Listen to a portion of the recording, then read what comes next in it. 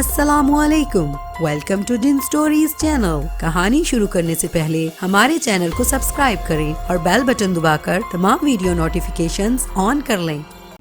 آئیں سنتے ہیں قدیم زمانہ مصر کے پر اسرار ماحول میں جنم لینے والی ایک سحر انگیز داستان، سنہری تابوت۔ Next episode. اور آخری موتی کے ٹپکنے کے بعد ہی وہ پتھر سے انسان بن سکتا تھا۔ شالاس کو دیکھنے بے شمار لوگ آتے رہے، اسے لانے والے بہت خوش تھے۔ شالاس ان کی ایک ایک حرکت دیکھ رہا تھا۔ پھر اسی رات کو بیٹھ کر ان سب نے ان پتھروں کا بٹوارا کیا۔ شاید انہیں یہ سفید، سبز اور سرخ پتھر بے حد پسند تھے۔ سب ان پتھروں کو حاصل کر کے بے حد خوش تھے اور شالاس مسکرا رہا تھا۔ آدھی رات کو اس کی مٹھی سے ایک سرخ موتی نکل پڑا، لیکن موتی اس نے انسان کے ہاتھ لگا جو سفید کپڑے پہنے، ہاتھ میں ایک عجیب سی چیز لیے جھونپڑا صاف کر رہا تھا۔ اس وقت شالاس کو لانے والے موجود نہیں تھے۔ اس شخص نے موتی اٹھا کر دیکھا اور پھر اس کے چہرے پر عجیب سے تاثرات پھیل گئے۔ اس نے خوفزدہ نظروں سے دیکھا اور موتی جلدی سے اپنے لباس کی اندرونی جیب میں رکھ لیا۔ پھر وہ ہانپتا کانپتا باہر نکل گیا۔ شالاس ہنس پڑا۔ عجیب لوگ ہیں یہ، پتھروں سے کتنی محبت کرتے ہیں۔ کاش میں اپنی مٹی کے تمام پتھر اس شخص کو دے سکتا۔ سورج چھپ گیا، اندھیرا پھیل گیا، لیکن جھونپڑے میں درجنوں چاند نکل آئے اور شالاس خوف اور حیرت سے ان چاندوں کو دیکھ رہا تھا جن کی روشنی بہت تیز تھی۔ اس نے چراغوں کی روشنی دیکھی جو جانوروں کی چربی کے تیل سے جلتے تھے۔ ان کی روشنی مدھم ہوتی تھی، یا پھر آسمان پر نکلے ہوئے چاند کو دیکھا تھا جس کی روشنی میں وہ زرگانہ کے ساتھ چشمے کے کنارے بیٹھا تھا، لیکن وہ چاند سنہری تھا۔ یہاں سے بہت سے رنگین چاند نکلے ہوئے تھے اور یہ چاند صرف جھونپڑی میں تھے۔ شالاس کا جی چاہا کہ باہر نکلے ہوئے بہت سے چاند دیکھے، لیکن اس کی خواہش کی تکمیل اس کے بس میں نہ تھی۔ البتہ وہ ایک سوراخ سے باہر ضرور دیکھ سکتا تھا اور اسے دور تک بھرے چاند نظر آ رہے تھے۔ یہ پراسرار اور دلکش دنیا، حسین اور پرکشش دنیا، اس نے مسرت سے سوچا۔ جھونپڑوں میں رہنے والے واپس آ گئے۔ انہوں نے لباس تبدیل کیے ہوئے تھے۔ وہ نرم بستروں پر سو گئے اور پھر چاند مدھم ہو گئے۔ سورج نکل آیا، روشنی سوراخوں سے اندر آنے لگی۔ سونے والے جاگ گئے اور اپنے اپنے خیموں میں مشغول ہو گئے۔ وہ حیرت اور دلچسپی سے ان کے مشاغل دیکھ رہا تھا۔ وقت گزرتا رہا اور پھر سورج چھپنے میں تھوڑی دیر تھی جب وہ اسے اٹھا کر باہر نکل آئے۔ اسے ایک دوسرے آہنی گھوڑے پر رکھا گیا اور وہ چل پڑے۔ نہ جانے اب وہ کہاں جا رہے ہیں۔ شالاس نے سوچا، کہیں بھی جا رہے ہوں، اسے اب اس سے کیا غرض تھی؟ وہ تو اس نئی دنیا کی زیادہ سے زیادہ سیر کرنا چاہتا تھا۔ اس آرزو کی تکمیل کے لیے تو اس نے بہت بڑی قربانی دی تھی، سینکڑوں زندگیوں کی قربانی۔ 2 قبیلے مکمل طور پر تباہ ہو گئے۔ اس نے صدیاں ایک ویرانے میں کھڑے کھڑے گزار دی۔ اسے ان نئے دوستوں پر مکمل اعتماد تھا، ان سے بڑی محبت تھی۔ وہ ان کے اشاروں پر چلنے کے لیے تیار تھا۔ آہنی گھوڑے دوڑتے رہے اور پھر وہ ایک اور بڑے سے جھونپڑے میں داخل ہو گئے۔ سب لوگ اتر گئے، اسے بھی اتارا گیا، اور تھوڑی دیر کے بعد شالاس نے جو کچھ دیکھا اس نے اسے حیرت سے گنگ کر دیا۔ اس نے دیکھا بہت بڑے عظیم الشان جھونپڑے پانی پر تیر رہے ہیں اور پانی کی وسیع و عریض چادر تا حد نگاہ پھیلی ہوئی ہے۔ اس قدر پانی کا اس نے تصور بھی نہیں کیا تھا۔ لیکن کون سی چیز تصوراتی تھی؟ یہ تو تصور سے باہر کی دنیا تھی جس کے بارے میں بابا یابون کے علاوہ اور کوئی نہیں جانتا تھا۔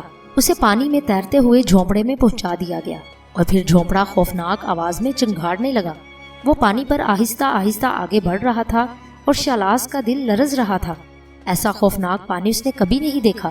اس نے تو گنگناتی ندیاں دیکھی تھی جس کی تہہ میں رنگین پتھر صاف نظر آتے تھے۔ اس پانی کے گہرائی کا اندازہ مشکل تھا۔ بابا یابون ٹھیک ہی تو کہتا تھا، یہ نئے انسان پانی پر دوڑتے پھرتے ہیں، ان کے جھونپڑے بھی کیسے عجیب ہیں۔ مگر کون سی بات حیرت انگیز نہ تھی؟ کاش میں جلدی سے انسان بن جاؤں، ان سے دوستی کروں، انہیں اپنی داستان سناؤں اور پھر ان سے کہوں کہ مجھے اپنی دنیا دکھاؤ۔ میں نے اس دنیا کو دیکھنے کے لیے کتنی صدیاں انتظار میں گزار دی۔ دوسری رات کا موتی اس کے ہاتھ سے گرا اور لڑکتا ہوا نہ جانے کہاں سے کہاں چلا گیا۔ اس کا سفر جاری رہا اور پھر کئی موتی پانی پر تیرنے والے اس جھونپڑے کے مختلف کونوں میں لڑکنے لگے۔ تب وہ ایک اور خوبصورت دنیا کے قریب پہنچا۔ وہ رک گیا اور شالاس کو اس میں سے اتار لیا گیا۔ اس بار جو آہنی گھوڑا اسے لے کر چلا وہ پہلے تمام گھوڑوں سے خوبصورت تھا، اور اس بار ان انسانوں کے جس جھونپڑے میں لے جایا گیا وہ بھی بے حد حسین تھا۔ اسے لانے والوں کو یہ بات معلوم نہیں تھی کہ ہر رات ایک موتی اس کی مٹھی سے نکلتا ہے۔ اگر انہیں یہ علم ہو جاتا تو شاید وہ اسے 70 پردوں میں رکھتے، کیونکہ انہیں تو ان موتیوں سے بے پناہ الفت تھی۔ شالاس کو ایک بہت بڑے ہال میں خوبصورت قالین پر رکھ دیا گیا۔ کرنل منصور کے ملازموں نے خاص طور سے اسے صاف کیا اور اس کا چمکدار جسم اور چمکدار ہو گیا۔ ویسے شالاس کو اپنی برہنگی سے شدید شرم آتی تھی۔ اسے دیکھنے والوں میں لڑکیاں تھیں، اور جب لڑکیوں کی نگاہیں چوری چوری اس کے پورے جسم کا جائزہ لیتی تو شرم سے وہ کٹ جاتا۔ لیکن وہ کس سے کہتا کہ اسے لباس پہنا دیا جائے؟ اس کی آواز کون سن سکتا تھا؟ پھر قسمت اس پر مہربان ہو گئی۔ کرنل منصور کو اس کی برہنگی کا خیال آیا اور ایک برف نما سرخ سفید ہوا کی طرح نرم اور لطیف لباس اسے پہنا دیا گیا۔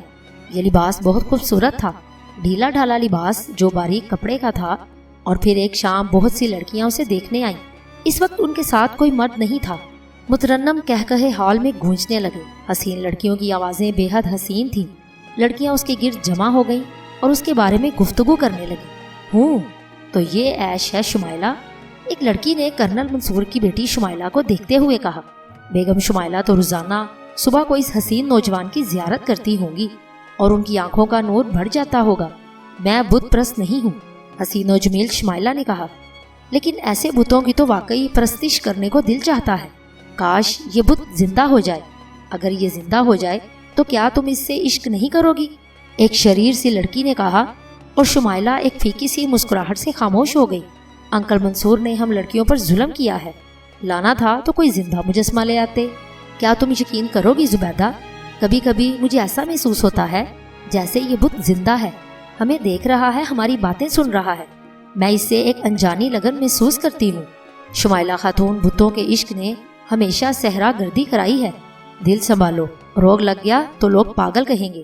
زبیدہ نے شرارت سے کہا، ارے اس کا چہرہ تو دیکھو، یہ تو واقعی سنجیدہ معلوم ہوتی ہے۔ ایک دوسری لڑکی نے کہا، اور شمائلہ کی آنکھوں سے آنسو لڑک پڑے۔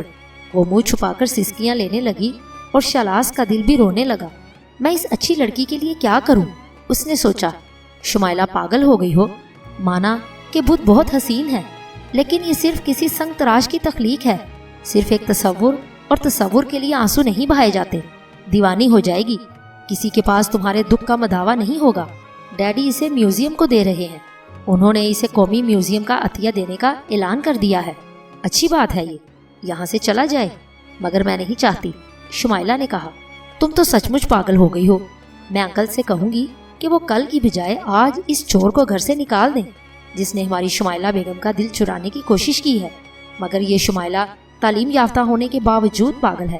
اس مجسمے کو دیکھ کر متاثر ضرور ہوا جا سکتا ہے، لیکن اس سے عشق صدیوں پرانی باتیں ہیں۔ میڈم شمائلہ، اب عاشق کی آنکھوں سے پتھروں میں جان نہیں پڑتی۔ لڑکیاں گفتگو کرتی رہیں اور شمائلہ خاموش رہی۔ شالاس بھی فکر مند تھا۔ یہ تو بڑی افتاد تھی۔ لڑکی در حقیقت اس سے محبت کرنے لگی تھی۔ وہ اس کی محبت کا جواب دینے سے معذور تھا۔ کافی دیر تک لڑکیاں اس کے بارے میں گفتگو کرتی رہیں، اسے دیکھتی رہیں اور پھر واپس چلی گئیں، اور شالاس کے لیے گہری سوچ چھوڑ گئیں۔ اس نئے واقعے پر غور کر رہا تھا۔ یہ لڑکی اسے پسند کرنے لگی ہے، اسے چاہنے لگی ہے۔ اس کے انسانی روپ میں آ جانے کے بعد بھی وہ اسے چاہے گی۔ اگر وہ اسے چاہے گی تو وہ اسے اپنا لے گا، لیکن کیا وہ اسے انسانی حیثیت میں قبول کر لے گی؟ اور وہ انسان کب بنے گا؟ شالاس کا دل چاہا کہ وہ اپنی مٹھی کھول دے، تمام موتی پھینک دے، اور اس خوبصورت اور چاہنے والی لڑکی کو سینے سے لگ کر کہے کہ اے نئی اور پراسرار دنیا کی شہزادی، میں نے تیرے لیے صدیاں گزار دی ہیں، میں نے تیرے لیے زرگانہ کو ٹھکرا دیا ہے۔ وہ تو ہی تو ہے جس کی چاہ میں نے پتھریلا پیراہن زیتن کیا ہے، لیکن اپنے ساکت جسم کو حرکت دینا اس کے بس میں نہیں تھا، کیونکہ وہ مجبور تھا۔ اس وقت رات آدھی کے قریب گزر گئی جب اس کے جھونپڑے کا دروازہ کھلا۔ اس نے دروازے کی طرف دیکھا۔ نیلے چاند کی ہلکی روشنی میں اسے وہی لڑکی نظر آئی جس نے اس سے عشق کا اظہار کیا۔ وہ باریک لباس پہنے ہوئے تھی، اس کے لمبے لمبے بال بکھرے ہوئے تھے، آنکھیں گلابی ہو رہی تھی۔ وہ آہستہ آہستہ اس کے قریب پہنچ گئی۔ وہ عجیب انداز میں اسے دیکھ رہی تھی، اور پھر اس کے منہ سے لرزتی ہوئی آواز نکلی، اے حسین مجسمے، اے محبت کے بت، میری مدد کر، میں کیا کروں؟ میں اپنے پاگل پن سے واقف ہوں، لیکن دل سے مجبور بھی ہوں۔ بتا کیا محبتوں کا وہ دور واپس نہیں آ سکتا جب عاشق کی آہوں سے پتھر انسان بن جاتے تھے؟ میں تجھے انسانی قالب میں لانا چاہتی ہوں۔ میں تجھ سے محبت کرتی ہوں، بے پناہ محبت۔ میں تیرے بغیر زندہ نہ رہ سکوں گی۔ وہ شالاس سے بری طرح چمٹ گئی۔ اس نے شالاس کے پتھریلے ہونٹوں کو چوم لیا۔ اس نے شالاس کی آنکھیں چوم لی اور اس کے سینے پر اپنا رخسار رگڑنے لگی۔ وہ بلک بلک کر رو رہی تھی۔ میری آنکھوں میں اثر ہے، میرا عشق سچا ہے تو انسان بن جا، مجھے اپنی باہوں میں بھینچ لے۔ وہ روتے روتے شالاس کے قدموں میں بیٹھ گئی اور شالاس کی مٹھی آہستہ سے کھلی اور سرخ رنگ کا ایک موتی لڑکی کے سامنے گر پڑا۔ لڑکی چونک پڑی۔ اس نے اس جگمگاتے موتی کو دیکھا اور اسے اٹھا لیا۔ وہ حیرت زدہ نگاہوں سے چاروں طرف دیکھ رہی تھی۔ پھر اس کے منہ سے بڑبڑاہٹ نکلی، یہ موتی کہاں سے آیا؟ او، یہ ہیرا ہے، مگر یہ کہاں سے گرا؟ کیا یہ تیری محبت کا تحفہ ہے؟ کیا یہ تیرا تحفہ ہے؟ مجھے بتا، یہ کیا تیرا عطیہ ہے؟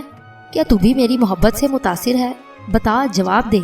وہ کھڑی ہو گئی، لیکن شالاس کیا جواب دیتا؟ وہ خاموشی سے اسے دیکھتا رہا۔ اس کی آنکھوں میں رحم کے جذبات تھے۔ وہ اس لڑکی کی محبت سے متاثر تھا۔ میں اسے تیری محبت کا جواب سمجھ رہی ہوں۔ کل تو یہاں سے جا رہا ہے، لیکن میں روزانہ تجھ سے ملنے آؤں گی، میں روزانہ تجھ سے ملوں گی۔ اس کے بعد وہ بوجھل قدموں سے باہر نکل گئی۔ کل میں کہاں جا رہا ہوں؟ مجھے کون لے جا رہا ہے؟ شالاس نے سوچا اور پھر وہ گہرے خیالوں میں کھو گیا۔ میں جس وقت انسان بنوں گا تو سب سے پہلے اس لڑکی سے ملوں گا۔ میں اس سے کہوں گا کہ اس کی محبت نے مجھے زندہ کر دیا، کس قدر خوش ہوگی وہ۔ شالاس سوچتا رہا۔ سورج نکل آیا اور پھر دھوپ تیز ہو گئی۔ پھر چند لوگ آئے، چند اجنبی لوگ، اور اسے اٹھا کر لے گئے۔ اسے یہاں لانے والا بھی ساتھ تھا۔ شالاس یہاں سے نہیں جانا چاہتا تھا، لیکن ابھی وہ مجبور تھا۔ وہ اپنی خواہش کا اظہار کیسے کرتا؟ اور پھر اسے ایک نئی جگہ دے دی گئی۔ بے شمار لوگوں نے اس کے لیے کئی جگہیں تجویز کی۔ جس جگہ وہ آیا تھا وہ بے حد خوبصورت تھی۔ چاروں طرف خوبصورت گھاس اگی ہوئی تھی، حسین پھول کھلے ہوئے تھے۔ اس نے پتھر کے عجیب سے پھول سے پانی ابلتے دیکھا اور یہ ابلتا ہوا پانی اسے بے حد پسند آیا۔ ان لوگوں نے بھی شاید اس کی دلی خواہش جان لی اور اسے اس پھول کے نزدیک ہی ایک پتھر کی خوبصورت سل پر رکھ دیا۔ تمام لوگوں نے تالیاں بجائیں۔ اسے لانے والے کو ہار پہنائے گئے اور اس کا شکریہ ادا کیا گیا۔ اور پھر اس شام اس کے گرد بے شمار لوگوں کا ہجوم ہو گیا۔ رنگ برنگے چہرے، رنگ برنگے لباس اس کے گرد منڈلانے لگے۔ ایک شخص ہاتھ میں لکڑی کا ہتھیار لیے اس کی حفاظت کر رہا تھا۔ یہ ایک بوڑھا شخص تھا جو چھوٹے بچوں اور دوسرے لوگوں کو اس کے قریب آنے سے روک رہا تھا۔ رات ہونے تک لوگ اسے دیکھنے آتے رہے۔ پھر چاند نکل آیا۔ اس کا محافظ اب بھی اس کے قریب موجود تھا۔ وہ پتھر کی سیل کے نزدیک بیٹھا ہوا تھا۔ چاند سفر طے کرتا رہا۔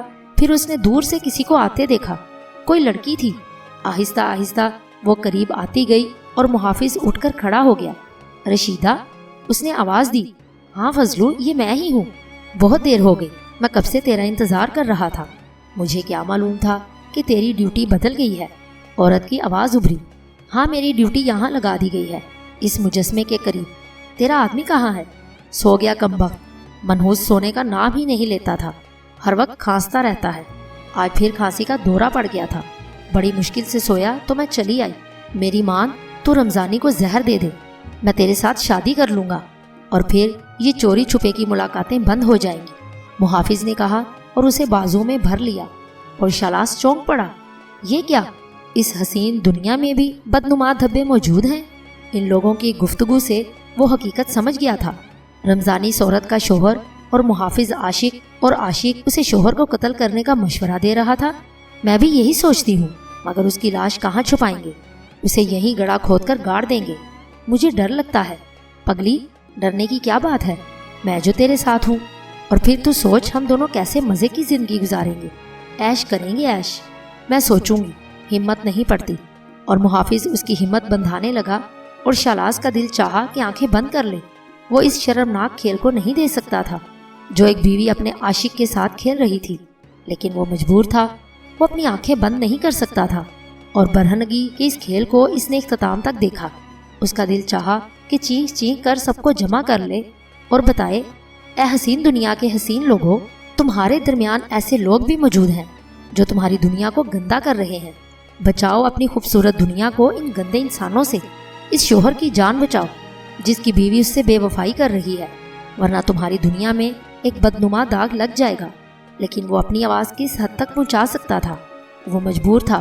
رات کا موتی اس کے ہاتھ سے گر پڑا اور لڑک کر ایک گڑھے میں جا گرا۔ دوسرے دن جب سورج پوری طرح نہیں نکلا تھا، شمائلہ اس کے پاس آئی اور اس کے سامنے کھڑی ہو کر اسے دیکھتی رہی، اور شالاس اس کی آنکھوں کی بے بسی کو محسوس کرتا رہا۔ اس کا دل کڑتا رہا، لیکن وہ کیا کر سکتا تھا؟ شام ہوئی، بے شمار لوگ اسے دیکھنے آئے۔ وہ تماشا بنا رہا۔ نہ جانے آج کیوں وہ اس قدر خوش نہیں تھا جتنا پچھلے روز تھا۔ وہ تو محبت کا پجاری تھا۔ اس نے تو محبت اور رحم دلی کی وجہ سے سرداری چھوڑی تھی۔ وہ اس نئی دنیا کا عاشق تھا۔ اپنی پسندیدہ جگہ پر گندگی دیکھ کر اسے بہت دکھ ہوا، اور پھر رات کو اس کی آنکھوں میں تاریکی چھا گئی۔ اس وقت رات آخری پہر پر تھی۔ اس کا محافظ اس کے سامنے بیٹھا رہا۔ وہی عورت دوڑتی ہوئی آئی اور ہانپتے ہوئے لہجے میں بولی، فضلو فضلو، میں نے رمضانی کو زہر دے دیا ہے، میں نے اسے مار ڈالا ہے، وہ ایڑیاں رگڑ رگڑ کر مر گیا ہے، اب کیا کریں؟ مار ڈالا؟ فضلو حیرانی سے بولا، ہاں اس کی لاش بستر پر پڑی ہے، جلدی چل کچھ کر ورنہ پولیس کو پتہ چل جائے گا۔ چل، محافظ نے کہا، اور اسے چھوڑ کر عورت کے ساتھ آگے بڑھ گیا۔ شالاس کو کچھ نظر نہ آ رہا تھا۔ وہ بے بسی سے کھڑا رہا۔ اس کا دل رو رہا تھا۔ محافظ پھر واپس نہیں آیا۔ رات بہت اداس گزری۔ دوسری صبح خوشگوار نہیں تھی۔ شمائلہ حسب معمول آئی۔ آج محافظ موجود نہیں تھا۔ وہ اس کے قریب چلی آئی، اسے دیکھتی رہی اور پھر واپس چلی گئی۔ شالاس کھڑا رہا اور دن گزرتے رہے۔ شمائلہ 6-7 روز تک آتی رہی، پھر اس نے بھی آنا بند کر دیا۔ لیکن ایک شام وہ آئی۔ اس شام اس کے ساتھ ایک خوبصورت سا نوجوان تھا۔ وہ شالاس کے قریب پہنچ گئی۔ آج اس کے چہرے پر مسکراہٹ تھی۔ تو یہ ہے جناب کا محبوب، پتھر کا معمولی بت، لیکن یہ ایسا حسین بھی نہیں ہے۔ بس دیوانگی سمجھو جاوید، نہ جانے اس مجسمے میں کیا جادو تھا، میں پاگل ہو گئی تھی، شمائلہ نے کہا، اور اس کا دل لرز گیا۔ اسے اس رات کی شمائلہ یاد آ گئی جب وہ اس کے پتھریلے ہونٹ چوم رہی تھی، رو رہی تھی اور کہہ رہی تھی کہ وہ اس کے بغیر زندہ نہیں رہ سکے گی۔ پھر اب کیا خیال ہے؟ کیا میں ان محترم سے آپ کے بارے میں گفتگو کروں؟ نوجوان نے تمسخرانہ انداز میں پوچھا۔ اب تم آ گئے ہو جاوید، تم سحر شکن ہو، تمہاری ایک جھلک نے اس پتھر کے مجسمے کو شکست دے دی۔ یہ پتھر ہے، تم انسان، اس کا اور تمہارا کیا مقابلہ؟ چلو۔ شمائلہ نے جاوید کے بازو میں ہاتھ ڈالا اور آگے بڑھ گئی۔ شالاس کا دل رو پڑا اور اس کی بے آواز کراہ نکل گئی۔ اے نئی دنیا کے انسانوں، یہی ہے تمہاری دنیا؟ کیا اس حسین دنیا کے لوگوں کے دل ایسے ہی سیاہ ہیں؟ ان سیاہ دلوں سے تم نے یہ حسین دنیا کیسے تعمیر کر لی؟ اس نے دکھ بھرے انداز میں سوچا۔ ایک بیوی نے اپنے شوہر کو موت کی نیند سلا دیا۔ ایک محبت کی متوالی نے چند لمحات میں محبت کے محل مسمار کر دیے۔ اگر نئی دنیا یہی ہے تو پھر اس میں کیا رکھا ہے؟ رشاک ایک لمحے کو رک کر نشا کا چہرہ دیکھنے لگا۔ نشا جیسے اس کہانی کے جادو میں کھوئی ہوئی تھی۔ رشاک نے سلسلہ گفتگو وہیں سے جوڑا اور بولا، جو علم نشور علائی کے پاس تھا وہ اس کے دور کے علم سے بہت زیادہ تھا، اور جب نشور علائی نے اپنے ستاروں کے حساب کا جائزہ لیا تو اسے پتہ چلا کہ وہ دور سے کبھی کا گزر گیا جو سیت کا دور تھا، اور جس کے لیے اس نے اپنے آپ کو زمین کے حوالے کیا تھا وہ شدت غم سے نڈھال ہو گیا۔ لیکن اس نے علم کو جاری رکھا اور اسے پتہ چل گیا کہ ماضی کو حال کی ہواؤں میں خلا میں تلاش کیا جا سکتا ہے، اور جب سورج کی کرنیں واپسی کا سفر کرتی ہیں تو ان کے ساتھ ماضی رخ کا اختیار کیا جا سکتا ہے۔ سو یوں ہوا کہ ایک چمکیلی دوپہر مصر کے رہنے والے محقق نے مصری خاندان سیت کی اس دیوی کی داستان چھیڑ دی جو 663 قبل مسیح مصر کے 26ویں خاندان سے تعلق رکھتی تھی، اور نشور علائی جس کا دور کھو چکا تھا، تب اس دور کے اس دشمن محقق نے نشور علائی کے ذہن میں اناتم سلانویسیا کا تصور جگایا، جو ادوار کی نزائلہ بھی تھی اور سورج کی جانب اشارہ کر دیا۔ سورج کی روشنی نے نشور علائی کی آنکھوں میں سلانویسیا اول کا نقش منجمد کر دیا، اور محقق نے اس کی آنکھوں سے وہ نقش حاصل کر لیا۔ لیکن یہ چوری خود محقق کے لیے موت کا پھندا بن گئی۔ نشور علائی بے وقوف نہیں تھا کہ اس نے ملکہ حسن کے لیے صدیوں کی موت اپنا لی، خود محقق بھی اس کے لیے حواس کھو بیٹھا۔ اب وہ سلانویسیا کے لیے نشور علائی سے زیادہ تڑپ رہا تھا، لیکن اسے فوقیت حاصل تھی۔ اس نے سورج سے مدد لی اور ایک دن کرنوں کی واپسی کا سفر کر کے سیت کے دور میں چلا گیا، اور اس نے سلانویسیا تک رسائی حاصل کر لی۔ اس نے تاریخ کو دھوکہ دیا اور اس دور کا ایک کردار بن گیا، لیکن جس تاریخ میں وہ جی رہا تھا وہ اس کے اپنے دور کی تاریخ نہیں تھی۔ اسے سلانویسیا کا قرب حاصل ہو گیا، لیکن جب وہ اس کے ساتھ اپنے دور میں آنا چاہتا تھا اور عین اس وقت جب سلان وسیع اول ایک ننھے سے وجود کے ساتھ جو محقق اور سلان وسیع کے اشتراک کا ثمر تھا سورج کے ساتھ فرار ہو رہا تھا کہ اس پر کمندیں پڑ گئیں۔ سلان وسیع فرار نہ ہو سکی اور محقق کا بدن کمندوں میں پھنس گیا، لیکن وہ اپنی بچی کے ساتھ فرار ہونے میں کامیاب ہو گیا اور اپنے بے جسم وجود اور ننھی بچی کے مکمل وجود کے ساتھ وہ اپنی دنیا میں پہنچ گیا۔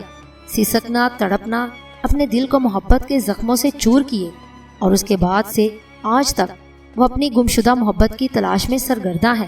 کیا تم سمجھ گئی نشا؟ یا سلان وسیع کی بیٹی نزائلہ کے وہ محقق کون ہے؟ وہ تمہارا باپ ہارون دانش ہے، سمجھی؟ ہارون دانش۔ میرا وجود پسینے سے تر ہو گیا، دماغ میں آندھیاں چل پڑی، دل جیسے حلق سے نکل پڑنے کے لیے بے چین تھا، مگر میں سن رہی تھی اس کی باتیں۔ پھر بولا، اور تم وہ عظیم دھوکہ ہو نشا جو تاریخ کو دیا گیا، تمہیں تاریخ سے چرایا گیا ہے، اور اس کے بعد وہ بے کسی، وہ مظلوم میں نے سلان وسیع کے پیار میں صدیاں گزار دیں، جس نے ہزاروں سال کھو دیے، اور وہ ساری کاوشیں کر کے جو ہارون دانش نے کی تھی اس دور میں پہنچا تو پتہ چلا کہ ہارون دانش اپنا کام کر چکا ہے، اور تاریخ کی عدالت نے دانش پر مقدمہ قائم کر دیا۔ دیوی امارونیا نے دانش کی محافظت اختیار کر لی، لیکن وہ دانش وہ نہ رہ سکا جو تھا، اس کا بے وجود جسم بھٹکتا رہا، اور آج بھی وہ جھوٹے سہارے حاصل کرنے میں کوشاں ہے۔ لیکن سنو، اسے کچھ نہیں حاصل ہوگا۔ اگر کوئی اس کا وکیل بن سکتا ہے تو وہ میں ہوں۔ ہاں، جانتی ہو میں کون ہوں؟ میں ہوں نشور علائی، وہ بد نصیب جس نے اپنی ناکام محبت کے لیے صدیاں کھو دیں اور کچھ نہ پایا۔ نشا، میں ہارون دانش سے ملنا چاہتا ہوں، اسے بتانا چاہتا ہوں کہ وہ اپنی کاوشوں سے کچھ نہ پا سکے گا، اور آخرکار اسے ماضی کی عدالت میں پیش ہونا پڑے گا۔ میں اس کی وکالت کروں گا، اور اگر اسے سزا ہوئی تو میں خود اس کو اس کے بدلے پیش کروں گا، کیونکہ میں سلان وسیع سے محبت کرتا ہوں، اور سلان وسیع ہارون دانش کو چاہتی ہے۔ اور شاک کی آواز کپ کپا گئی، میرے حواس ساتھ چھوڑ گئے، مجھے زور سے چکر آیا، اور میں نے ہاتھ پھیلا کر کسی غیر مرئی شے کو پکڑنے کی کوشش کی، لیکن کچھ ہاتھ نہیں آیا، اور میں اوندے منہ فرش پر گر پڑی۔ مجھے کچھ ہوش نہیں تھا، نہ جانے کب تک بے ہوش رہی۔ ہوش آیا تو چمکدار دن پھیلا ہوا تھا، میں جہاز کے اسپتال میں بستر پر پڑی ہوئی تھی، اور شاید میرے سر میں پٹی بندھی ہوئی تھی۔ اچانک ہی مجھے سسٹر صوفیہ کی آواز سنائی دی، نشا، نشا، کیسی طبیعت ہے؟ اس کے ساتھ ہی ان کا ہاتھ میرے سینے پر آ ٹکا، اور چہرہ نگاہوں کے سامنے آ گیا۔ ٹھیک ہو سسٹر، تمہیں بخار ہے؟ بخار؟ ہاں، ڈاکٹر عارف نے بتایا تھا کہ رات کو تمہارا بخار حد سے تجاوز کر گیا تھا، تم پر سرسرانی کیفیت طاری تھی، اور تم نہ جانے کیا کیا ہذیان بک رہی تھی۔ میں خاموشی سے صوفیہ کی شکل دیکھنے لگی، خود پر گزرے واقعات کو یاد کر کے مجھ پر کب کبھی طاری ہونے لگی۔ صوفیہ نے میرا بازو سے ہلاتے ہوئے کہا، نہیں میری جان نہیں، تم تو بہت بہادر لڑکی ہو۔ کیا بات ہے میری زندگی، کسی سے خوف زدہ ہو؟ نہیں سسٹر، بس سردی لگ رہی ہے، میں نے کپ کپاتی آواز پر قابو پانے کی کوشش کر کے کہا، تو سسٹر نے مجھے کمبل سے ڈھک دیا۔ دماغ پر زور نہ ڈالو پلیز۔ نہیں سسٹر، اب میں ٹھیک ہوں۔ کیا وقت ہوا ہے؟ 11:30 بج رہے ہیں۔ رات کے؟ میں نے حیرت سے کہا۔ نہیں، دن کے۔ ساری رات تو تم بخار میں پھنکتی رہی ہو۔ رات کو مجھے نہیں معلوم تھا کہ تم بیمار ہو گئی ہو۔ اسپتال کا ایک شخص ڈاکٹر کو بلانے آیا کہ ایک مریض کو شدید بخار ہو رہا ہے اور وہ زخمی ہو گیا ہے۔ ڈاکٹر چلے گئے تھے اور میں گہری نیند سو گئی تھی۔ صبح کو آنکھ کھلی، میں حیران ہو رہی تھی کہ ڈاکٹر نے کہا کہ وہ ساری رات تمہارے سرہانے رہے ہیں اور وہ مریض تم تو ہو۔ میں پریشان ہو گئی اور الٹا سیدھا ناشتہ کر کے یہاں بھاگی۔ اس وقت سے یہی ہوں۔ بیچارہ عسکری رات بھر تمہارے ساتھ جاگتا رہا ہے۔ عسکری؟ وہی تمہیں ہسپتال لایا تھا۔ اس نے بتایا تھا کہ عرشے پر چہل قدمی کرتے ہوئے تمہیں ٹھوکر لگ گئی۔ اوہ، میں نے گہری سانس لی۔ کوئی اور بات تھی کیا؟ نہیں، کوئی اور بات نہیں تھی۔ عسکری کو میں نے زبردستی ناشتہ کرنے کے لیے بھیجا ہے۔ وہ ساری رات تمہارے سرہانے کھڑے ہو کر وقت گزارتا رہا ہے۔ پاگل ہے وہ۔ ایک بات کہوں نشا، اس کے پاگل پن کا علاج کر دو۔ اب اس پر ترس آنے لگا ہے۔ آپ آرام کریں سسٹر، میں نے تلخ لہجے میں کہا۔ بے حد ضدی ہو تم، لیکن ایک بات میں تم سے کہوں کہ ماضی میں جو کچھ بھی گزرا وہ تم سے مخلص ہے، اور میں جانتی ہوں کہ ساری زندگی وہ تمہیں پوچھتا رہے گا۔ کیا آپ یہ سب کچھ کہنے کے لیے یہاں تشریف لائی ہیں سسٹر؟ میں نے کہا، اور صوفیہ مجھے دیکھتی رہی۔ پھر اس نے کہا، میں جانتی ہوں تو مجھ سے کبھی ایسے لہجے میں بات نہیں کرتی تھی، مگر جو واقعات گزرے ان میں میرا بھی تو قصور نہیں تھا۔ چلو ٹھیک ہے، میں تمہیں کیا بتاؤں، بس میرا تمہارا خون کا کوئی رشتہ نہیں ہے۔ سوری، آئندہ احتیاط رکھوں گی۔ صوفیہ کی آواز بھرا گئی تو میں نے چونک کر اسے دیکھا۔ نہ جانے کیوں میرا دل پسیج گیا تھا۔ میں نے اس کے ہاتھ پر ہاتھ رکھتے ہوئے کہا، نہیں سسٹر، ایسی کوئی بات نہیں ہے، جو ہو گیا سو ہو گیا، مجھے اب آپ سے کوئی گلہ نہیں ہے۔ ویسے میں آپ کو مبارکباد دیتی ہوں، ڈاکٹر عارف بہت اچھے انسان ہیں، لیکن میری زندگی کا کوئی محور نہیں ہے۔ میں نہیں جانتی کہ میرا مستقبل کیا ہوگا، بس میں خلوص دل سے اس کی جانب متوجہ ہوئی تھی۔ اس نے اپنی محبوبہ کو بہن کہہ کر مجھ سے متعارف کروایا تھا، لیکن ایک انسان کسی لالچ کے تحت اس حد تک جا سکتا ہے تو اس پر کیا بھروسہ کیا جائے۔ خیر، مجھے افسوس ہے کہ میں آپ کے ساتھ سخت ہو گئی۔ صوفیہ نے گردن ہلاتے ہوئے کہا، ہاں بس مجھے اس پر ترس آ گیا ہے۔ ٹھیک ہے، دیکھیے وقت کا فیصلہ کیا ہوتا ہے، میں نے کہا، اور پھر صوفیہ بولی، ڈاکٹر آ جائیں پھر میں چلی جاؤں گی۔ ویسے اپنا پروگرام نہیں بتاؤ گی مجھے؟ کیا پروگرام سسٹر؟ مصر پہنچنے کے بعد ہم لوگ تو فوراً اپنے وطن واپسی کا انتظام کریں گے، تم کیا کرو گی؟ میں نے کھوئے ہوئے لہجے میں کہا۔ ایک بار پھر میرے ذہن میں رشاق کی داستان آ گئی اور اس داستان کے تصور سے دل و دماغ میں ہلچل پیدا ہو گئی۔ چنانچہ میں صوفیہ کو کیا جواب دیتی؟ اسی وقت عسکری آ گیا۔ اس کی آنکھوں کی سرخی بتا رہی تھی کہ وہ واقعی ایک لمحہ بھی نہیں سو سکا۔ مجھے ہوش میں دیکھ کر مسکرایا اور بولا، کیسی طبیعت ہے نشا؟ ٹھیک ہوں، پتہ نہیں بخار کیسے آ گیا، چوٹ کی وجہ سے، عسکری نے الجھے ہوئے انداز میں کہا۔ وہ پتہ نہیں کیا سوچ رہا تھا۔ سسٹر صوفیہ نے کہا، ڈاکٹر آ جائیں تو ان سے بات کر کے جو فیصلہ مناسب سمجھو کر لینا، اور سنو، میں تمہارے ساتھ رہنا چاہتی ہوں۔ ارے نہیں، اس کی ضرورت نہیں ہے، میرا مستقل بیمار رہنے کا ارادہ تو نہیں ہے، پھر بھی اگر تم چاہو تو مجھے بلا سکتی ہو، صوفیہ نے کہا اور چلی گئی۔ عسکری کرسی کھینچ کر میرے پاس بیٹھ گیا۔ میں نے اسے دیکھتے ہوئے کہا، سوری عسکری، تمہیں میری وجہ سے بڑی تکلیفیں اٹھانا پڑ رہی ہیں۔ مجھے ایک بات بتاؤ نشا، کیا رشاق نے تمہیں زخمی کیا تھا؟ نہیں، ایسی تو کوئی بات نہیں ہے، تم وہاں بے ہوش پڑی ہوئی تھی، میں تمہیں اٹھا کر ہسپتال لے آیا تھا، پتہ نہیں کیا ہوا تھا، میں نے بیزاری سے کہا۔ عسکری کہنے لگا، میں ہسپتال میں تو تمہارے پاس رک سکتا ہوں، یقین کرو میں بالکل ٹھیک ہوں۔ اصل میں رشاق نے مجھے میرے بارے میں ایسی داستان سنائی جس نے میرا دماغ معطل کر دیا، لیکن وہ عارضی ہجام تھا، پھر بھی میں یہاں رکنا چاہتا ہوں۔ ساری رات جاگتے رہے ہو، سو جاؤ، مجھے وہ داستان نہیں سناؤ گی؟ نہیں، میں نے کہا، اور عسکری نے رخ بدل لیا۔ چند لمحات کے بعد بولا، اوکے پھر میں چلتا ہوں، خدا حافظ۔ یہ کہہ کر وہ چلا گیا۔ میری سمجھ میں اب بات نہیں آ رہی تھی، رشاق نے جو کچھ بتایا تھا وہ کتنا انوکھا تھا، لیکن میری تو زندگی ہی انوکھی تھی۔ کیا رشاق ٹھیک کہہ رہا ہے؟ جو کچھ اس نے کہا ہے وہ واقعی سچ ہے۔ یہ بات پتہ چل گئی، وہ عورت جس نے میری پرورش کی تھی اور جو مر گئی تھی، میری ماں نہیں تھی، اور وہ آدمی جو مجھے تاریخ سے چرا کر لایا تھا میرا باپ ہی تھا۔ یہ سب کچھ کیا تھا؟ کیا واقعی ہارون دانش قدیم دور میں پہنچ گئے تھے؟ لیکن یہ سب کچھ کتنا انوکھا ہے۔ مجھے یاد تھا کہ تیونس میں کار چوک کی پہاڑیوں میں جو تابوت ملا تھا اس میں میری لاش موجود تھی۔ کیا یہ سب کچھ ٹھیک ہے؟ اوہ، میں کیا ہوں؟ کیا میں واقعی منفرد ہوں؟ جھوٹا ہے رشاق، جھوٹ بولتا ہے۔ کمبخت نے میرا ذہن مکمل طور پر خراب کر دیا ہے۔ میں نے بے چینی سے کروٹ بدلی اور کوئی چیز میرے بازو میں چبھنے لگی۔ میرا دل پھر دھڑک اٹھا۔